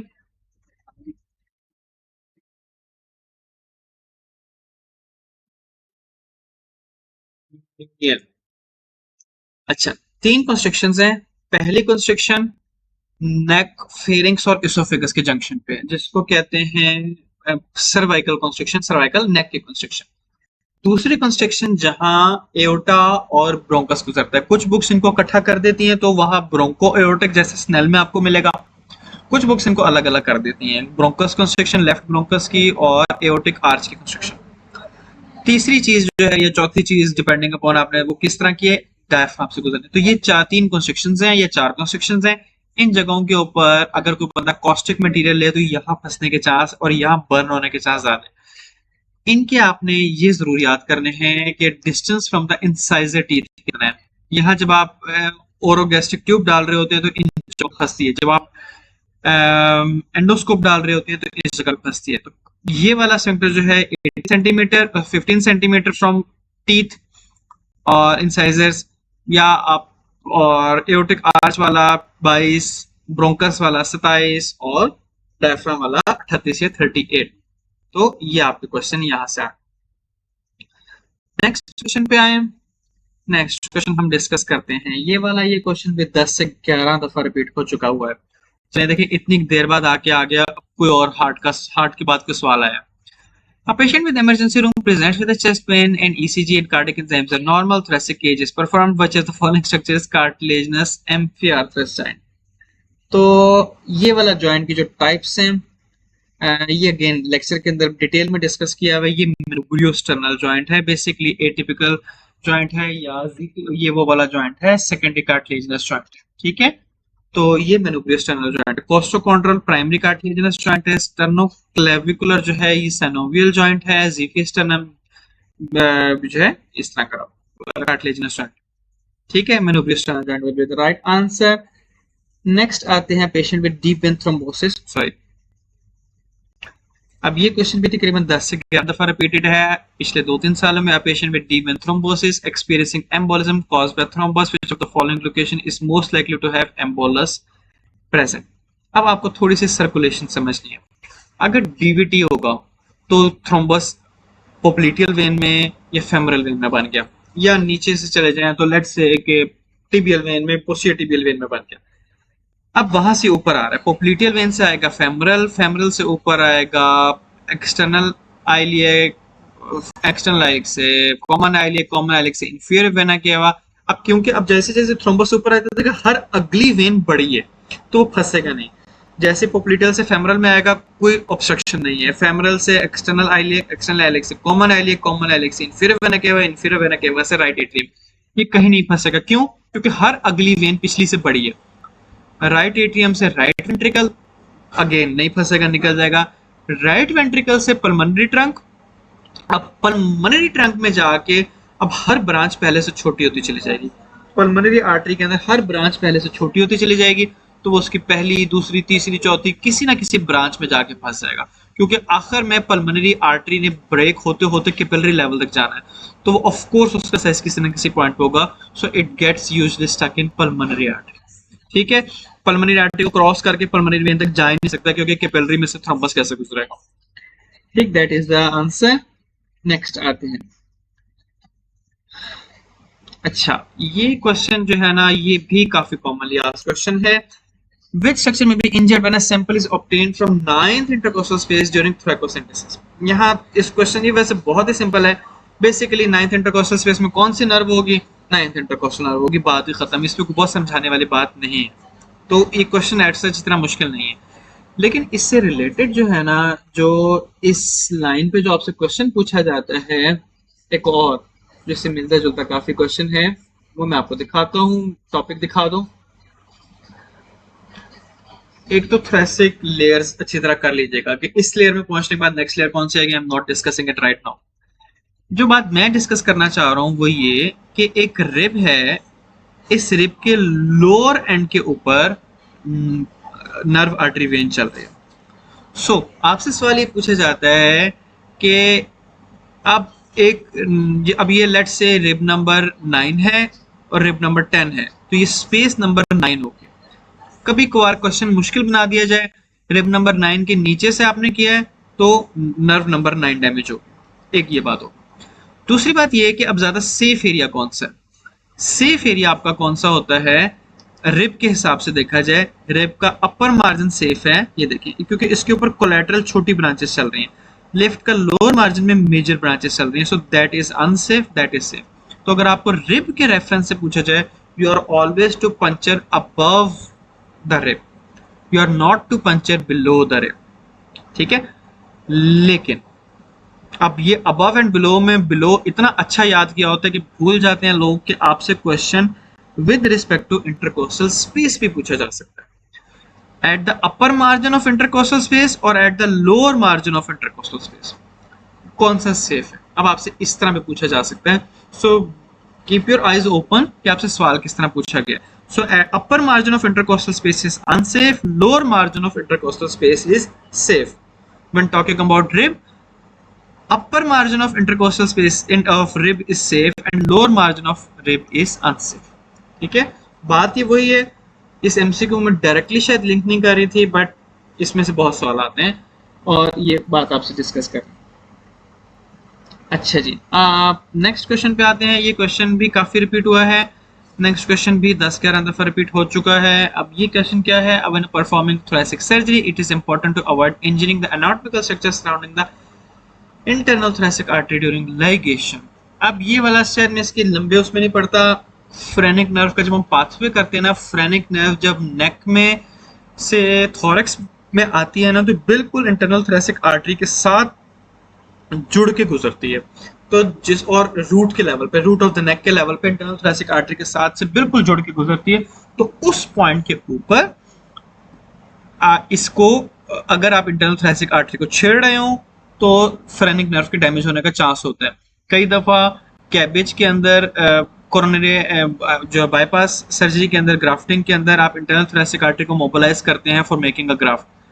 For making an alternate supply, तो उसके दौरान फ्रेनिक नर्व डैमेज हो सकती है। ठीक है, तो सेम साइड की phrenic nerve, ipsilateral phrenic nerve will damage, ये वाली बात होगी। अच्छा, यहाँ मैं एक और बात करना चाह रहा था, फ्रेनिक नर्व का एक और सवाल भी आता है, थोरैक्स का सवाल नहीं है, फ्रेनिक नर्व अक्सर नेक का सवाल है। इंशाल्लाह जब हम हेड एंड नेक करेंगे शायद वो सवाल आ भी जाए।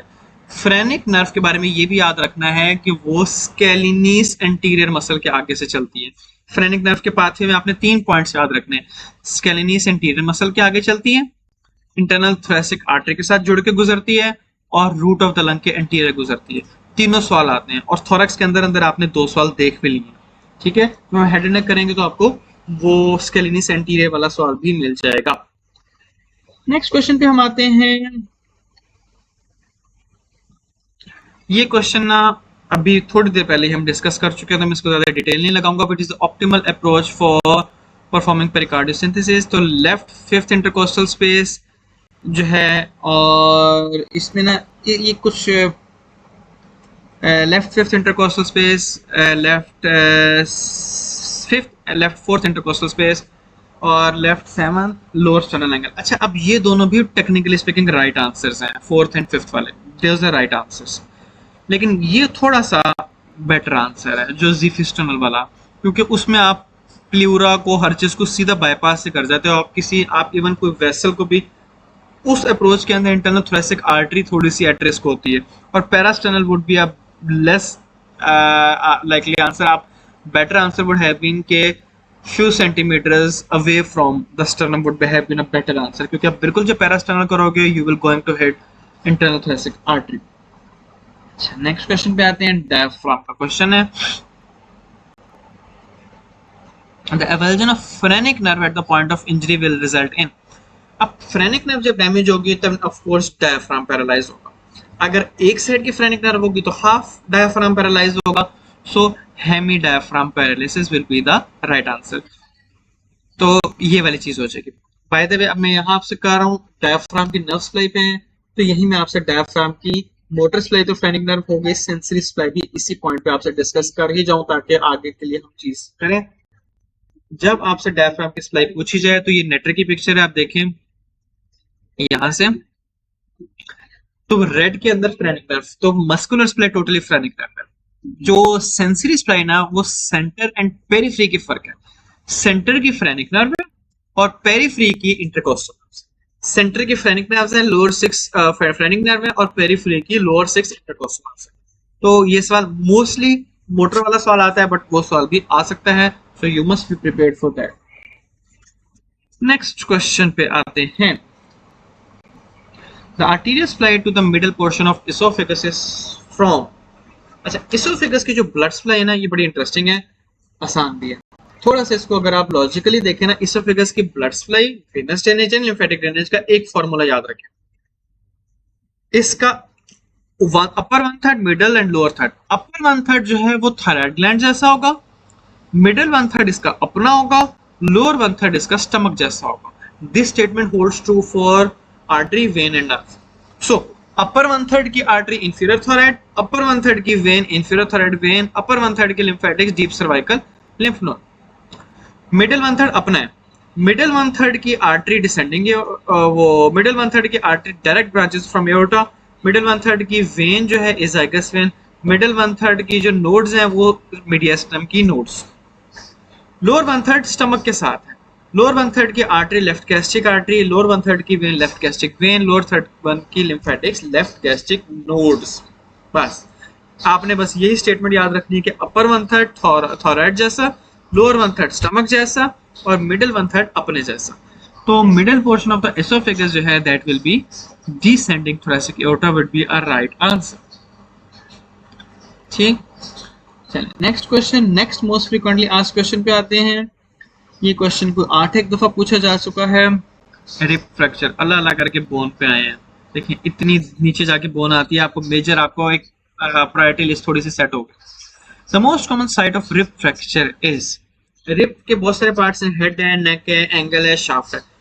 नेक वाला पार्ट जो है ना, वो एंगल वाला पार्ट जो है, that is the most vulnerable point, just anterior to the angle of the rib, that is the most vulnerable point. यहाँ रिप बेंड आती है, यहाँ इसके ऊपर प्रेशर या नर्व ज्यादा होता है? ये क्वेश्चन हम अब बिल्कुल अभी डिस्कस करके हटे हैं। ये क्वेश्चन तकरीबन 8 दफा भी आ चुका है। Which nerve is responsible for supplying motor function to the diaphragm? Phrenic nerve will be the right answer. Next आपका आता है ये वाला क्वेश्चन, ये हम मेरे ख्याल डिस्कस कर चुके हैं। थोरेसिक नर्व वाला ये 7-8 दफा आ चुका है। नेक्स्ट हम जाते हैं इस क्वेश्चन पे, ये है न्यूरोवस्कुलर बंडल। ये हम अभी डिस्कस तसल्ली से करके हटे हैं। Where is neurovascular bundle located? अब आपसे लेयर्स के हिसाब से पूछा जा सकता है। ये बेसिकली इंटरनल और इनर मोस्ट इंटरकोस्टल में होता है। सो इसकी वजह ये आपको फर्स्ट ऑप्शन तो रॉन्ग हो गए। तो अब आपने ये बहुत ध्यान रखना है कि you are talking about the intercostal space या you are talking about the rib. तो इसका बहुत ध्यान रखना है। सो रिब का लोअर मार्जिन होगा, इंटरकोस्टल स्पेस का अपर मार्जिन होगा। सो लेट्स फाइंड आउट कि कौन सी ऑप्शन यहाँ दी गई है। Lower border of the rib will be the right answer, lower end of the intercostal space will be the wrong answer, upper border of the rib will be the wrong answer. तो ये आपका correct answer है। ठीक, सो that is that. अगला frequently asked question आपका ये वाला है। अच्छा जी, ये भी मैंने आपसे पहले डिस्कस कर चुका हूँ। Which veins directly empties into the right atrium without passing through another cardiac structure? या प्रेफरेबली और आमतौर पे क्वेश्चन आता होता है कि without passing through cavernous sinus. तो ये कौन सी वेन थी? ये एक ही वेनस स्ट्रक्चर था, that was the anterior cardiac vein, ये वाली। ठीक है, ये वाली एंटीरियर कार्डियक वेन्स जो थी वो आगे से गुजरती हैं। So that is the right answer.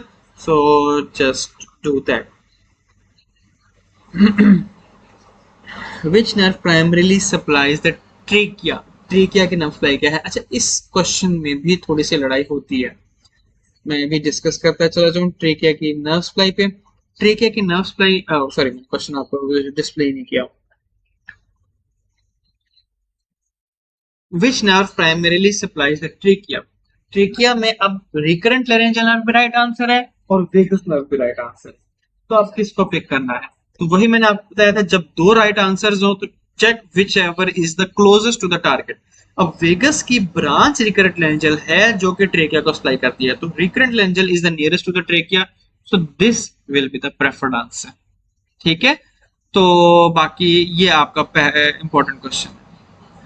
Vagus nerve तो इनडायरेक्टली, बाय द वे, अगर आपको क्वेश्चंस अटेम्प्ट करते हुए कोई क्वेरी हो और आपको इमीडिएटली हेल्प चाहिए हो तो हमारा एआई बॉट यूज करें।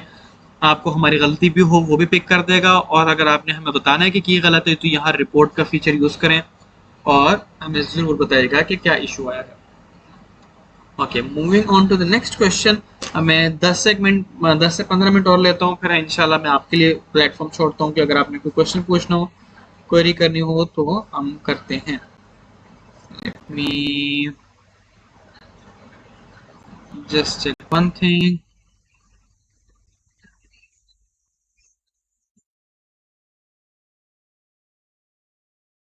चलिए आगे चलते हैं। Let us move on.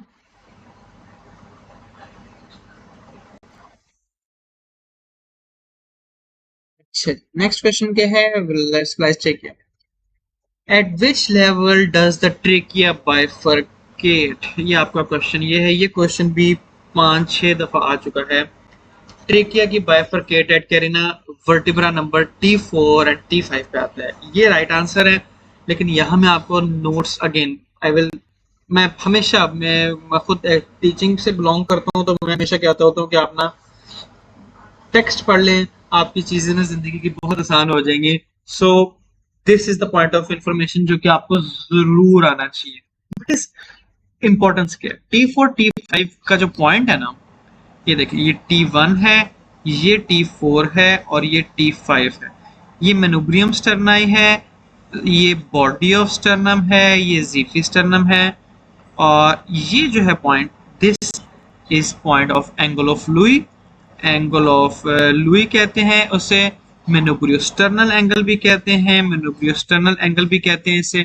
अच्छा, मेनुब्रियोस्टर्नल एंगल से लेकर T4 T5 तक जो प्लेन, इससे ट्रांसवर्स थोरेसिक प्लेन भी कहते हैं, ट्रांसवर्स थोरेसिक प्लेन या प्लेन। अब इस स्ट्रक्चर, इस लाइन से बहुत सारी चीजें गुजरती हैं। अब वो चीजों की लिस्ट आपको बहुत अच्छी आनी चाहिए। Again a frequently asked question. तो इस जगह सेकंड रिब आके लग रही है, मेनुब्रियम एंड स्टर्नम का जंक्शन बन रहा है, T45 की डिस्क इस जगह पड़ी है, असेंडिंग एओर्टा इस पॉइंट पे खत्म हो रहा है, आर्च ऑफ एओर्टा इस पॉइंट पे शुरू हो रहा है, आर्च ऑफ एओर्टा इसी लाइन पे खत्म हो रहा है, डिसेंडिंग एओर्टा इसी पॉइंट पे खत्म हो रहा है, शुरू हो रहा है, ट्रेकिया इसी पॉइंट पे बाइफरकेट हो रहा है। ठीक है। इसके अलावा सुपीरियर मीडियस्टम इंफीरियर मीडियस्टम से इसी लाइन के थ्रू डिफरेंशिएट हो रहा है। एजाइगस वेन वेना केवा के अंदर इसी पॉइंट पे अंदर जा रही है। तो बहुत सारे इवेंट्स हैं जो इस पॉइंट पे हो रहे हैं।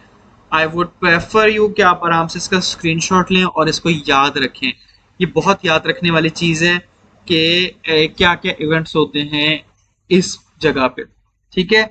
तो this is one of the question that is asked with this respect.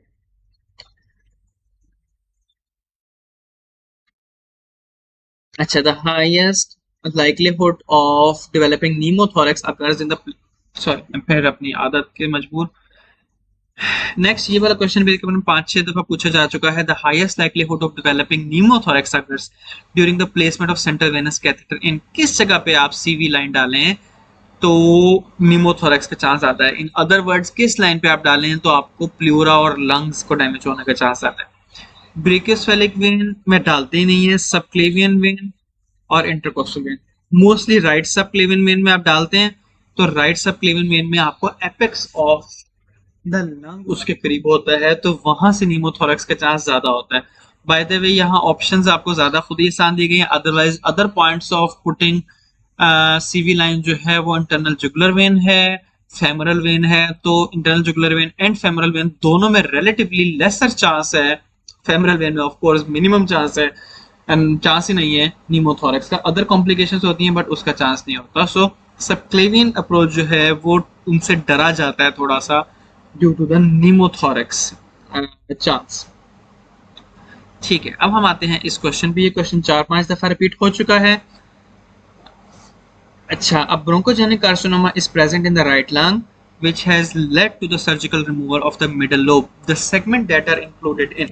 अच्छा, इस तरह के आपको बहुत सारे क्वेश्चंस आएंगे कि सेगमेंट्स के क्वेश्चन आएंगे। अगर सेगमेंट के क्वेश्चन आएंगे तो आपने उसके लिए बेसिकली पढ़ के क्या जाना है जिससे आपको इस तरह के क्वेश्चंस याद रहें।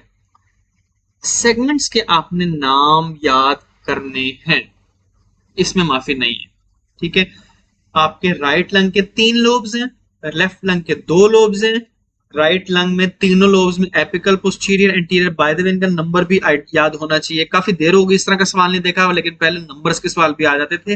ये नंबर रैंडम नहीं होता, ये नंबर भी एनाटॉमिकली गिवन है, फिक्स्ड है। मिडल लोब में लेटरल मीडियल है और इंफीरियर लोब में superior, medial, anterior, lateral, posterior. तो अब आपसे पूछा गया है कि मिडल लोब निकाल दिया गया है तो कौन से सेगमेंट्स निकलेंगे। सेगमेंट जो निकलेंगे वो लेटरल और मीडियल निकलेंगे। सो that is the right answer. अच्छा, ये सवाल और भी कई दफा पूछा जाता है, किसी और तरह से पूछा जाता है। और किस तरह पूछा जाता है, ये सवाल आपसे इस तरह पूछा जाएगा कि एक बंदे ने पीनट खाया, उसके राइट मिडिल ब्रोंकस में फंस गया, कौन से सेगमेंट्स डिफ्लेट कर जाएंगे। आपको ऑप्शन आएगा कि उसने कुछ चीज खाई, लेफ्ट लोअर लोब में, लेफ्ट लोअर लोब के ब्रोंकस में चली गई, कौन सा सेगमेंट अफेक्ट होगा। 4 ऑप्शंस जो है वो आपको अपर लोब के सेगमेंट्स के नाम में आ जाएंगी और एक ऑप्शन आपको लोअर लोब का सेगमेंट आ जाएगा। तो इस तरह आपको एमसीक्यूज में ये चीज आती है जिसको आपने टैकल करना है इंशाअल्लाह।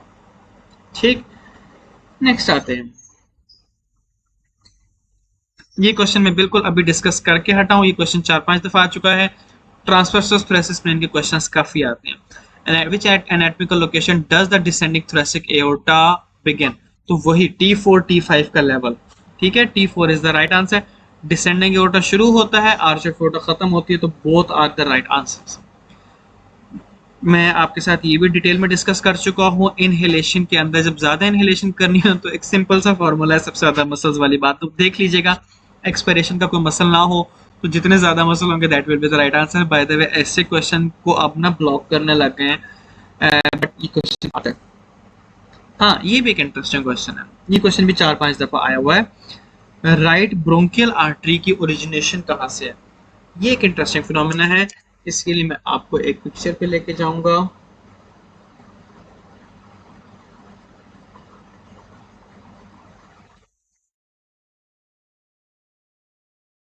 मेरे पास वो पिक्चर मेरे ख्याल थी, शायद नहीं है इस वक्त मेरे पास। है। तो इसमें क्या है कि ना आपको ये देखना है कि राइट ब्रोंकस जो है ना, तो अब आर्च ऑफ डिसेंडिंग एओर्टा आपने ये देखे, मैं इसी तस्वीर पे आ जाता हूँ। ये थोड़ा सा देखेंगे, डिसेंडिंग एओर्टा लेफ्ट पे है, डिसेंडिंग एओर्टा मिड लाइन में नहीं है। तो लेफ्ट पे डिसेंडिंग एओर्टा को डायरेक्ट ब्रांच देना आसान है। तो लेफ्ट में ब्रोंकस को direct branch of descending aorta मिल जाती है। राइट ब्रोंकस के लिए बहुत सारा डायरेक्ट डिस्टेंस उसको ट्रेवल करना है, मिड लाइन क्रॉस करके जाना है।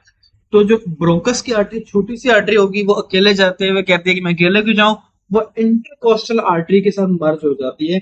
तो बेसिकली क्या होता है कि राइट ब्रोंकस को जो है एओर्टा की डायरेक्ट ब्रांच नहीं मिलती, उसको इनडायरेक्टली एओर्टा की सप्लाई मिलती है थ्रू थर्ड इंटरकोस्टल आर्टरी। और ये वाला पॉइंट एमसीक्यू में आपसे पूछा जा सकता है। तो राइट थर्ड इंटरकोस्टल आर्टरी है, लेफ्ट में एओर्टा है। कभी आपको कंफ्यूज करने के लिए लेफ्ट का सवाल भी दे दिया जाएगा कि आपने थर्ड इंटरकोस्टल आर्टरी इतना जोर का याद किया होता है कि वो करते हैं। अच्छा जी, नेक्स्ट क्वेश्चन, ये भी 4-5 दफा आ चुका है। आर्टरीज आपने अल्टीमेटली करना आपने सारा कुछ होता है, बट आप चले प्रेफरेंस के हिसाब से कर लेंगे। नेक्स्ट क्वेश्चन आपका ये वाला है, which artery serves as the origin of pericardiophrenic artery? Internal thoracic artery की ब्रांच है ये। आपको ऑफ कोर्स जब आप थ्योरी करेंगे ब्रांचेस आर्टरीज की करेंगे तो इंशाल्लाह आपकी चीजें कवर हो जाएंगी। ठीक है। नेक्स्ट आते हैं क्वेश्चन नंबर 44। अब ये हार्ट से रिलेटेड दोबारा क्वेश्चन है। Which of the structure is affected by infarction of right atrium? तो जब आप एनाटॉमी कर रहे होते हैं तो राइट एट्रियम के आपको स्ट्रक्चर्स पता हो कौन से होते हैं? राइट एट्रियम के अंदर बेसिकली पेक्टिनेट मसल्स होते हैं। तो यहाँ ये जो वर्ड्स है ना, moderator band, papillary muscles, pectinate muscles, septomarginal band, में इनको क्विकली आपके लिए गो थ्रू कर जाता हूँ। ऑफ कोर्स ये बड़ा बिग टॉपिक है, बट मैं जंप कर रहा हूँ, फुल करने के लिए मैं आपको लेक्चर्स की तरफ रेफर करूंगा। ये जो रनिंग फाइबर्स हैं राइट एट्रियम के अंदर, जो रफ पार्ट के अंदर होते हैं, these are called pectinate muscle. That was the right answer in this case. Heart के अंदर जो चैम्बर वेंट्रिकल के अंदर जो फाइबर्स इस तरह रन कर रहे होते हैं मसल के, those are called trabeculae. That was one of the right wrong answer. Chordae tendineae को जो अटैचमेंट दे रहा होता है, दैट वर्क पेपिलरी मसल्स। और जो सेप्टल एंड इंटीरियर वॉल के दरमियान जो बैंड ऑफ मसल रन कर रहा होता है, दैट इज कॉल्ड सेप्टोमार्जिनल बैंड या मॉडरेटर बैंड। ठीक है, ये राइट वेंट्रिकल की चीजें। तो ये आपसे कुछ ऑप्शंस अलग दिए गए थे। मॉडरेटर बैंड राइट वेंट्रिकल में है, papillary muscle right and left ventricle दोनों में है, septomarginal band is equal to moderator band and trabeculae are present in both right and left ventricle. ये क्वेश्चन आपसे पिछले 3 साल में कुछ 4 एक दफा आ चुका है। नेक्स्ट क्वेश्चन इस पे हम आते हैं ये वाला कि a site for pleural tap is best at which of the following location? अगर किसी बंदे को आपको है प्लूरोसिंथेसिस है तो आप कहाँ से एंटर होंगे? अच्छा, अब उसके लिए मैं अगेन आपको रेफर करूंगा वही जो हमने पहले डिस्कस किया था, सरफेस एनाटॉमी वाली बात। तो इसमें आप 2 जगहों से जा सकते हैं, 2 जगहों से जा सकते हैं। अभी देखते हैं उनमें से कौन सी ऑप्शन है, हम वापस आएंगे।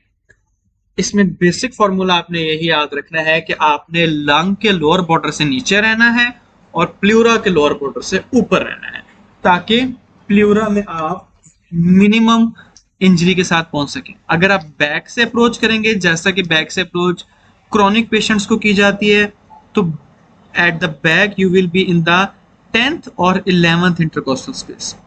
ठीक है।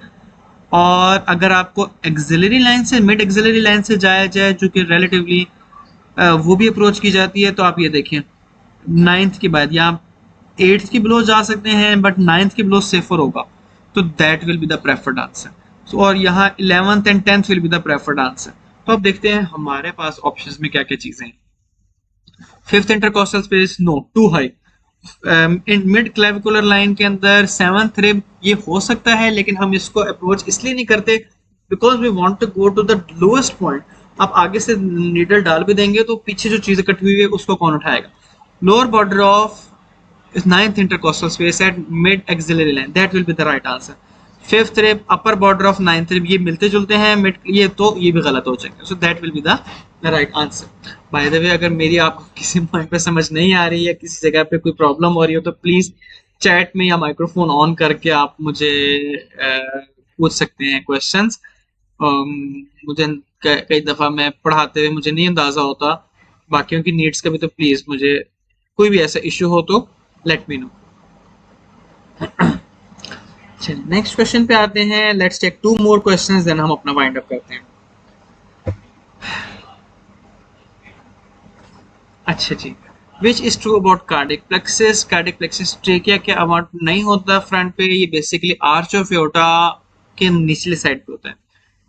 So it contains pre-ganglionic sympathetic fiber from superior cervical ganglion, post ganglionic fibers आते हैं। sympathetic अक्सर जगहों पे post ganglionic पहुंचते हैं।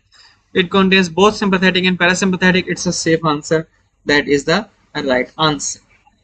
नेक्स्ट क्वेश्चन पे आते हैं। ये क्वेश्चन भी 30-40 दफा पूछा जा चुका है, नहीं 30-40 दफा नहीं, सॉरी 3-4 दफा पूछा जा चुका है। 21-year-old male patient diagnosed with leukemia is scheduled for a bone marrow biopsy. Which site is bone marrow is typically harvested from?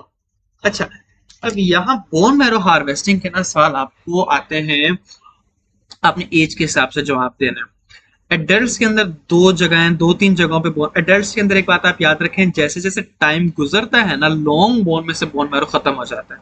जब तक आप पूरा कद निकालते हैं लॉन्ग बोन में से, ह्यूमरस, फीमर, टिबिया, इनमें से आपका बोन मैरो खत्म हो जाता है, बच्चों में होता है। तो लॉन्ग बोन्स तो आउट हो गए, पीछे रह जाती हैं इर्रेगुलर बोन्स। इर्रेगुलर बोन्स के अंदर आपकी अवेलेबल है, जिस तरह वर्टिब्रा में अवेलेबल है, फ्लैट बोन स्टर्नम में अवेलेबल है, हिप बोन में अवेलेबल है। अब उसमें से हमने वो चीजें पिक करनी है जो स्किन के करीब तरीन हो, ताकि आप मिनिमम डैमेज करके बोन मैरो तक पहुंचे। उसमें 2 जगहें बहुत कॉमन है। एक है आपका स्टर्नम, स्टर्नम में से आप निकाल सकते हैं, सेफ है, सामने बगैर स्किन को गुजरे सामने स्टर्नम है। दूसरा एंटीरियर स्पीरिक आइलिक स्पाइन जो है basically, posterior superior iliac spine basically, iliac crest, hip bone की जो आइलिक क्रेस्ट है उसका पिछला कोना, posterior superior iliac spine palpate हो जाती है, सामने पड़ी है, उसमें से निकालें। बोथ आर करेक्ट आंसर्स, दोनों आंसर्स आपको बुक में मिलेंगे और आपको इसमें लोग आपको की में लड़ते हुए भी मिलेंगे, क्योंकि ये बेटर आंसर है, वो बेटर आंसर है, क्योंकि एक्चुअली दोनों राइट आंसर है। ठीक है, तो अपने आप को हल्कान मत कीजिएगा। हाँ, अगर आपके पास एक छोटे बच्चे का सवाल है, 3 साल का बच्चा है, 1 साल का बच्चा है, 5 साल का बच्चा है, then tibia is the better answer, क्योंकि टिबिया की भी मीडियल सरफेस सामने सामने पड़ी है, टिबिया के अंदर अप्रोच करना आसान है, तो वहां से हो जाता है। चलिए मैं लास्ट क्वेश्चन लेता हूँ, फिर मैं आपके कोई बात आपने करनी हो, फिर मैं आपके भी क्वेश्चंस लेता हूँ, फिर मैं अपनी तरफ से लास्ट क्वेश्चन करने लगा हूँ। बाय द वे क्वेश्चंस मेरे पास 148 थे, ऑफ कोर्स मैं 148 नहीं कर सकता था, तो मैंने the most commonly asked questions जो हैं वो डिसेंडिंग ऑर्डर में आपके साथ डिस्कस किए हैं। तो ये क्वेश्चन हम पहले डिस्कस कर चुके हैं कि मैं आपसे आता हूँ, ये क्वेश्चन हम डिस्कस कर चुके हैं, इस क्वेश्चन पे आ जाता हूँ। The right bundle branch of heart conducting system is located with. तो ये मैंने आपके साथ अभी थोड़ी देर पहले कहा कि जो राइट बंडल ब्रांच थी, वो जो सेप्टम मार्जिनल बैंड जो था ना, जिसको सेप्टम मार्जिनल बैंड भी कहते हैं, मॉडरेटर बैंड भी कहते हैं, जो कि सेप्टल वॉल से जंप करता हुआ यहाँ तक आता है एंटीरियर वॉल तक, so इसमें से राइट बंडल ब्रांच हो सकती है। ठीक है, तो सेप्टम मार्जिनल ट्रेबिकुला या marginal band, so moderator band, that will be the right answer। so this is the discussion from my side। और किस तरह के सवाल आते हैं मैं क्विकली अगर देख भी दूं, बस आगे वही मोस्टली बातें कवर्ड हैं, बट अगेन अदर क्वेश्चंस हैं, बाकी सारे क्वेश्चंस करने हो आप लोगों के पास मेडेट एप्लीकेशन की एक्सेस है, तो make your own test, open your मेडेट एप्लीकेशन। यहाँ से मेडेट एप्लीकेशन जब आप ओपन करेंगे तो मेडेट एप्लीकेशन में आप माई टेस्ट में जाएं, यहाँ आपने बना के रखा हुआ है तो नजर आ जाएगा जिस तरह मैंने बना के रखा हुआ है, अदरवाइज ये प्लस के आइकन पे क्लिक करें, यहाँ आपको टॉपिक्स आ जाएंगे। इंटरनेट की स्पीड पर डिपेंड करता है कि आपको टॉपिक्स कितनी देर बाद आएंगे। उन टॉपिक्स में से आप जो है वो एनेटमी, ग्रॉस एनेटमी, ये देखें मैंने यूनिक क्वेश्चन किए ताकि मुझे रिपीट क्वेश्चंस ना देखने पड़े। एनेटमी, एनेटमी में मैंने ग्रॉस एनेटमी मैंने थॉरक्स किया और मैंने कर लिया। ठीक है। अल्टरनेटिवली आप लोगों में से जिन लोगों ने हमारा कोर्स लिया हुआ है उन लोगों को यही सारे क्वेश्चंस इसी तरतीब में तकरीबन यहाँ मिल जाएंगे। आपने अभी थॉरक्स किया है तो आपने थॉरक्स के लेक्चर 1 लेक्चर 2 लेके हटे हैं तो आपको थॉरक्स का प्रैक्टिस टेस्ट यही मिल जाएगा। You just click on it और आपका सामने टेस्ट स्टार्ट हो जाएगा। ठीक है। तो ये आपको सारा कुछ अवेलेबल है। और भी आपने कोई बातें पूछनी हो तो I am available here. I will stop talking now. Thorax से रिलेटेड आपका कोई और क्वेश्चन हो, एनेटमी से रिलेटेड आपका कोई और क्वेश्चन हो, मेडिकोस एकेडमिक कोर्स या मेडिट एप्लीकेशन में क्यूबिक से रिलेटेड कोई क्वेश्चन हो, please I am all ears. I will try to answer the query to the best of my ability. आप नीचे से माइक्रोफोन ऑन कर सकते हैं, नीचे से चैट में बात कर सकते हैं, जो भी आपको इजी हो। थैंक यू सो मच आपके साथ रहने का। इसके बाद भी कोई क्वेश्चन जहन में आए तो हमारे सोशल मीडिया हैंडल्स पे फोन नंबर अवेलेबल है, ईमेल अवेलेबल है, do contact us. Will try our level best. WhatsApp group पे आप लोग एडिट होंगे, नहीं एडिट तो डू कॉन्टेक्ट अस, आपको व्हाट्सएप ग्रुप पे भी ऐड कर देते हैं। तो क्वेश्चन पूछिएगा, ज्यादा से ज्यादा पूछेगा। Will try our level best to answer to the best of our abilities. अपना ख्याल रखिएगा और तैयारी करते रहिएगा। Good luck. इंशाल्लाह meet you in the next session जो कि परसों होगा पैथो का। टिल देन अल्लाह हाफिज।